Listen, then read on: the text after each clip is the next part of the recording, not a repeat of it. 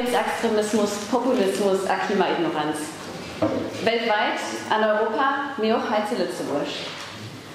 Nur einem intensiven Wahljahr 2023 wird sich die politischen und gesellschaftlichen Ton verändert.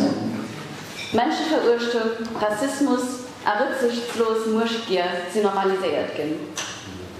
Die Lützeburger Regierung möchte nicht just eine Politik für die Reich, für Konzerne.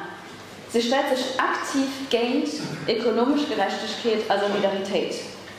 Heißt Lützeburg, mir auch global. Sie übergeht juristische Instanzen, aber es ist kein Respekt für die grundlegenden Organe von einem demokratischen System. Während konservativ, liberal und auch sogenannte sozialistische Gruppierungen krampfhaft an zu allem Preis Lützeburger Wüstungsmodell festhalten, an Profiter für Promoteuren, an Millionären, Subventionären, können sich viele Menschen hierzulande keine Wohnung mehr leisten. Das ist Umverteilung nur Urban.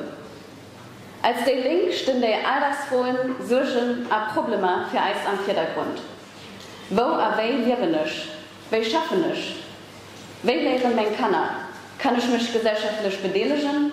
Oder sind ich am Hamsterrad vom ewigen Schaffen gefangen? Wird also Planet auch in Zukunft eine lebenswerte Grundlage für meine Kinder, meine kleinen Geschwister und für mich?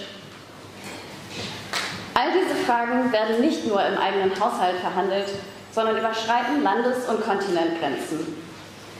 Als Linke sollten wir in dieses Europawahljahr als Stimme des Alltags, der Arbeiterinnenschaft, des Ökosozialismus und des Friedens gehen, aber des richtigen Friedens.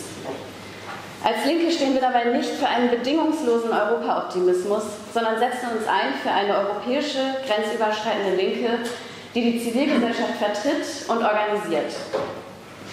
Und auch wenn diese Wahl wie jede Wahl eine wichtige ist, verstehen wir uns als eine Bewegung, deren politisches Projekt sich nicht von Wahlkampf zu Wahlkampf hangelt.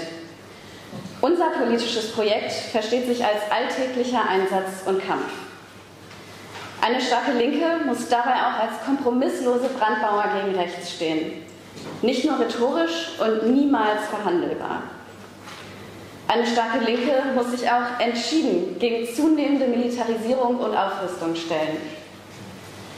Eine starke, grenzüberschreitende Linke steht für Solidarität, die nicht im Mittelmeer aufhört. Aber als Die Linke dürfen wir nicht nur reaktiv sein. Wir dürfen uns nicht nur gegen Dinge stellen. Mehr als alle anderen Parteien und Bewegungen können wir einen sozialen, verteilungs- und klimagerechten und vor allem einen jungen Gegenentwurf gestalten. Eine starke Linke lebt auch von Streit und von Diskussion. Du weinst mir als umso mehr, dass wir als Haut hei so sallisch zu Asch versammeln, das Diskussionen zu führen. Für den Kongress abzumachen, gibt nur nach dem folgenden Kongressbüro vorgeschlagen. Patricia Arendt, Anna Correa da Vega, Laurent Fisch und Mara Stüber. Wenn ihr d'accord seid, könnt ihr vielleicht ein Keier klappen.